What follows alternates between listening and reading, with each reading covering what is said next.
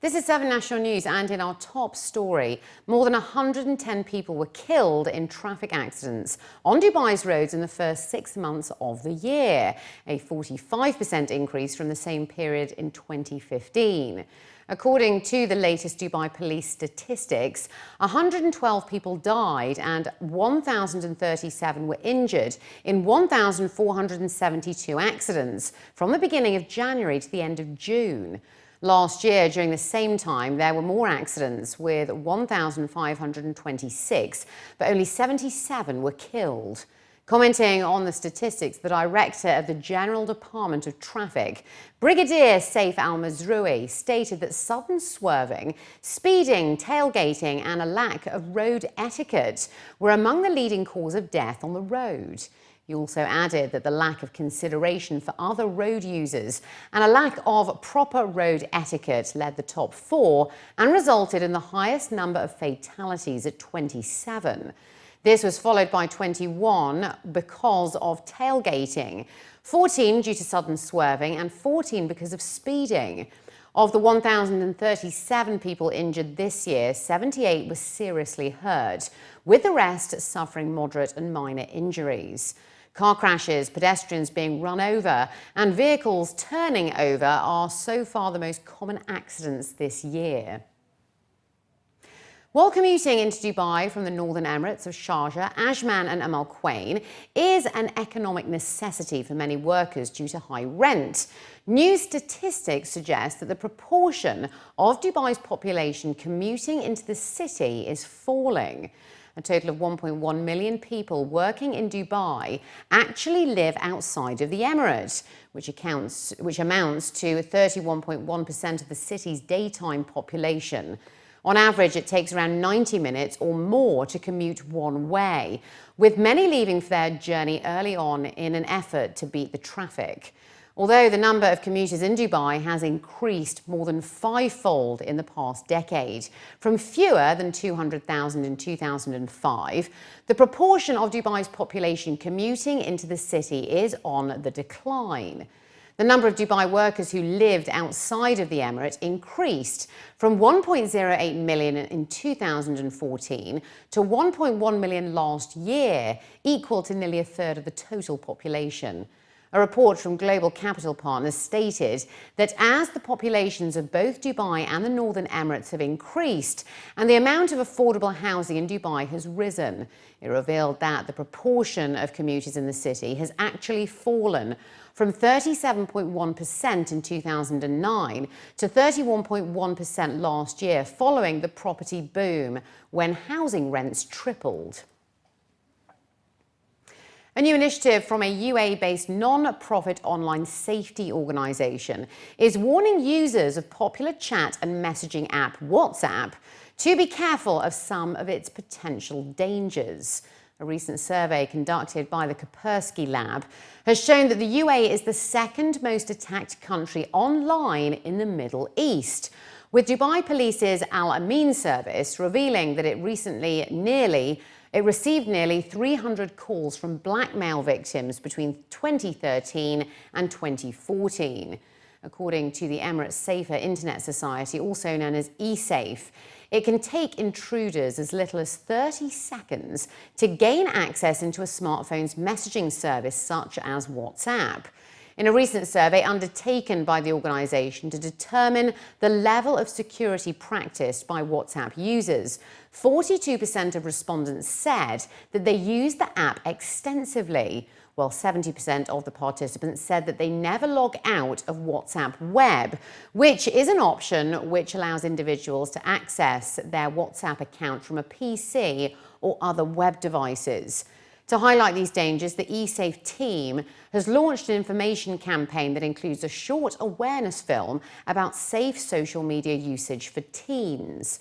The video demonstrates the possible ways in which this could be done and how a user could be tricked by intruders to gain access to their instant messaging app. The organisation is also highlighting the Youth Online Safety campaign launched by the Khalifa Student Empowerment Programme, which has promoted the hashtag SafeUpWhatsApp. informing teens how they can stay safe on social media and as a means to bring about safety changes to the popular messaging service.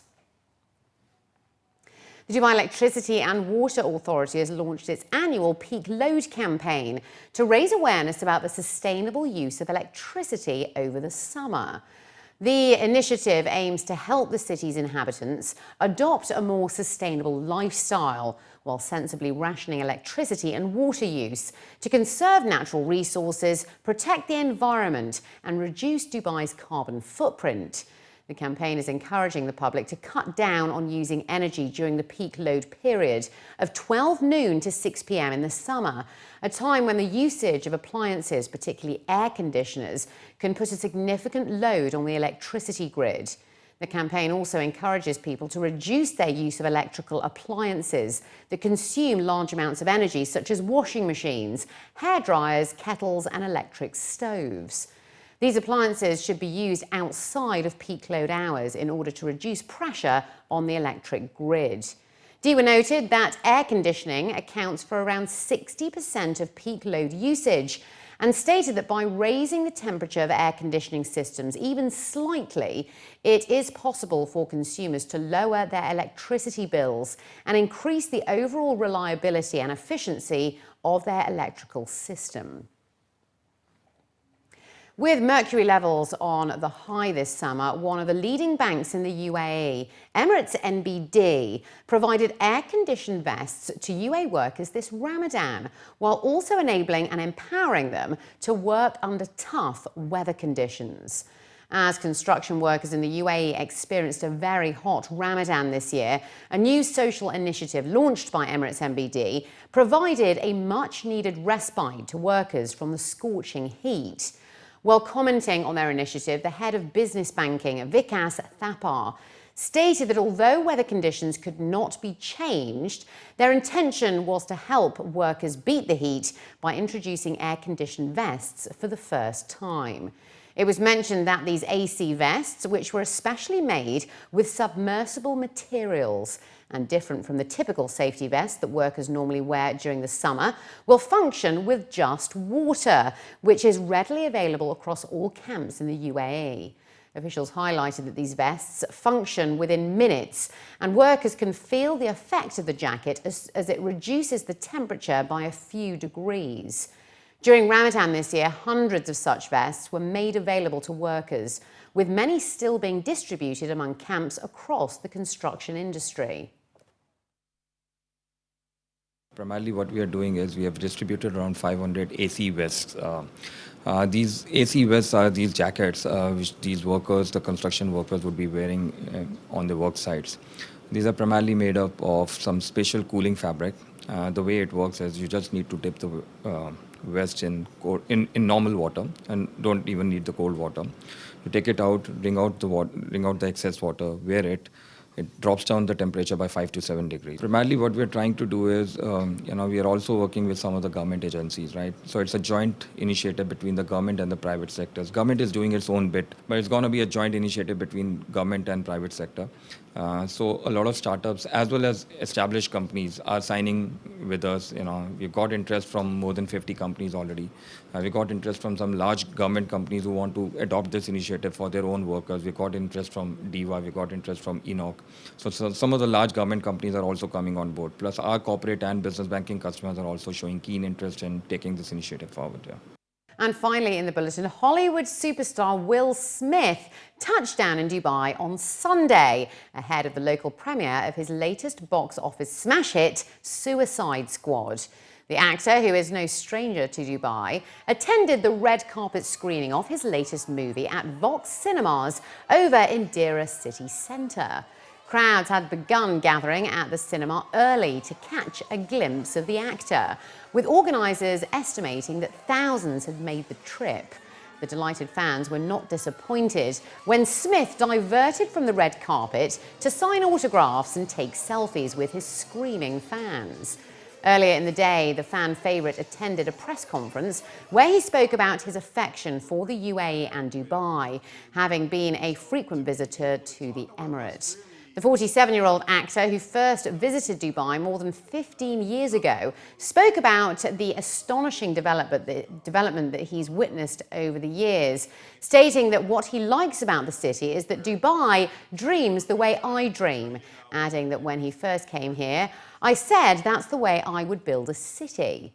The actor also revealed that he had received offers of scripts from the Middle East and has held meetings with the Dubai Film and TV Commission on several occasions, exploring ways to help local filmmakers tell their stories, as he feels that the Middle East isn't represented accurately in world cinema. The movie, in which Smith plays the character Deadshot, opened to huge numbers in its first few days over in the US and boasts a number of familiar faces and scene-stealing performances from Margot Robbie as the volatile Harley Quinn and the hyped appearance of Jared Leto as a lovesick Joker. You people. As we all know, these comic book movies are taking the world by storm now. There's something about these worlds that the global audience is truly reacting to in a magnificent way. We've been doing premieres around the world, and people are coming dressed up as the characters and all of that. So I've always been a fan of these kinds of worlds and the way that they bring people together. So when I was approached with the idea of being in a film that was in the world of Batman and Superman and the Justice League, I said I'm in. And when I found out the director David Ayer was doing it, he's the director. He directed Fury and he wrote Training Day, and I was, I'm like, how is that going to mix with a comic book movie? So I was really inspired by that idea. It was really great with these characters. These comic books go back to the 1950s. So there's, a half a century of material that you go back and you draw from.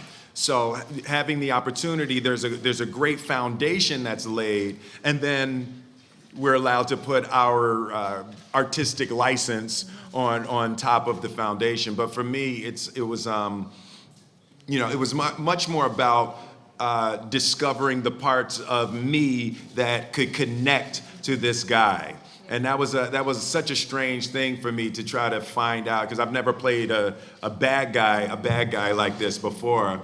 And in the process, what was a beautiful discovery is, I couldn't figure out, can't get my head around how somebody could do bad things like that and have no conscience about it. And what I discovered in the process, which was a great revelation, is bad guys don't think of themselves as bad guys. Bad guys are the hero in their story. We look at them and say they're a bad guy, and they look at us and think we're the bad guys, that they're the heroes. And that mental construction was really powerful for me in being able to superimpose myself over this character.